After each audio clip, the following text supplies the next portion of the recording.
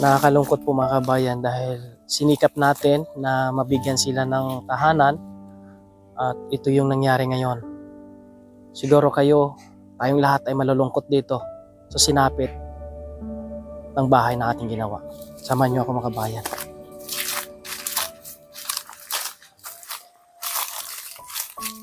Nakakapanglumo tingnan yung bahay na ito ay pinaghirapan po natin na may tayo para sa kanila.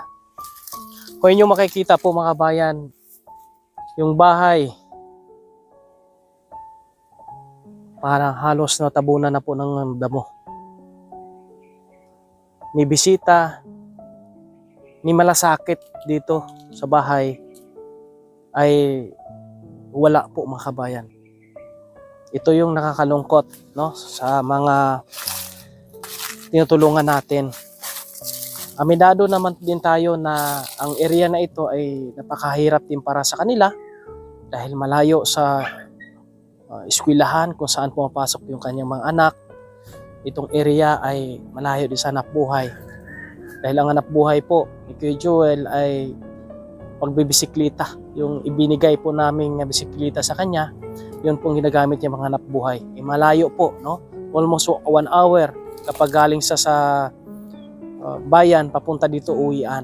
And then problema pa sa kanyang mga anak dahil medyo pasaway din.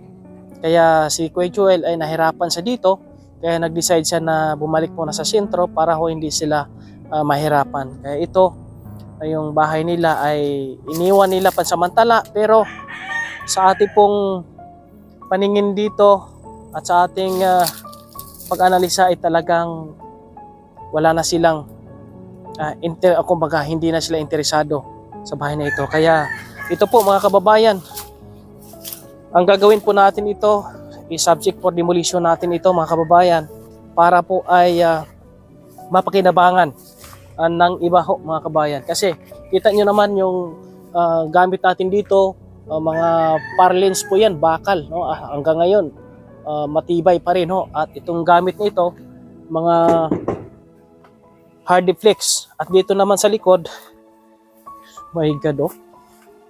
Yan po ang itsura ng loob ng bahay. Pwede ito nating sirain, no? At gawin o itulong doon sa higit na nangailangan. Nakakalungkot, 'di ba, no? Pero naintindihan natin sila. At tayo naman ay ginagawa natin kung ano yung magawa natin para sa kanila. Nasa kanila na po 'yon kung paano nila tulungan yung kanilang sarili, yung kanilang buhay. Mahalaga po ay ginampanan natin kung anong pwedeng maitulong po natin sa kanila. Kaya itong ginawa po namin, kasama ng aking mga sponsors, ay talagang pinaghirapan namin, pinagsikapan namin na maibigay sa kanila. Nakakalungkot lang talaga mga kabayan. At naway ay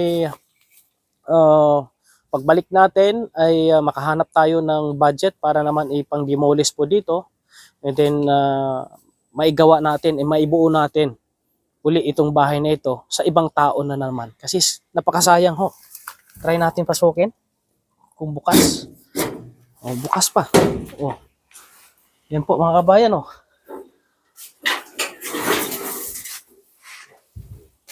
Nandito pa ang ilang gamit po nila. Ayan. May ano pa dito. Nandito pa mga gamit nila. Pero bakit hindi man lang mabibisita, hindi man lang malinis-linisan o ano man? Wala na.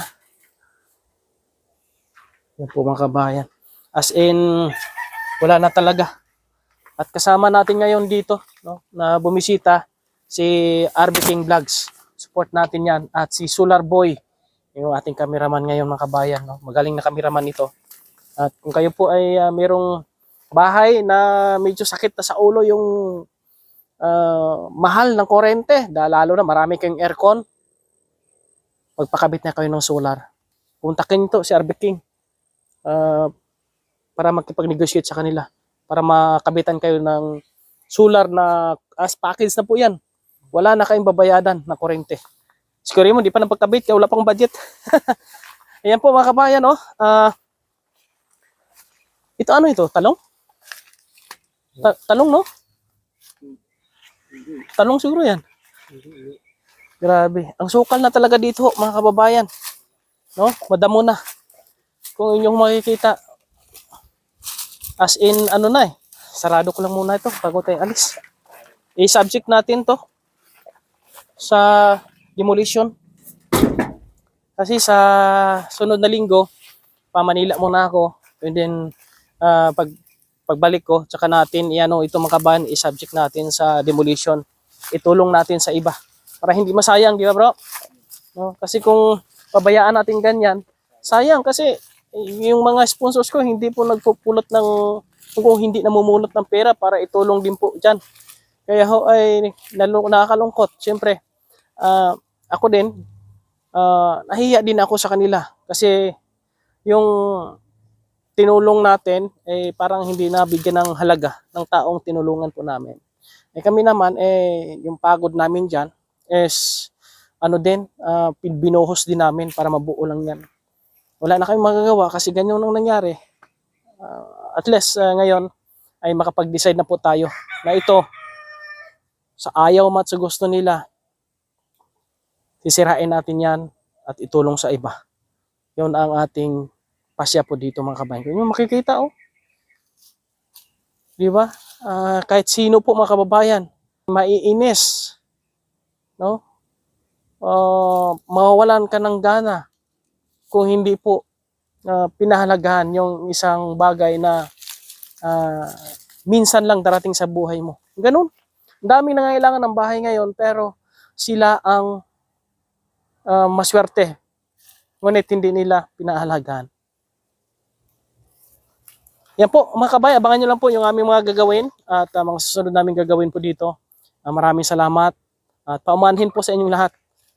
Shoutout sa ating mga sponsors dito at sa ating mga followers na sumusuporta. Maraming salamat po sa inyo lahat. Bye-bye.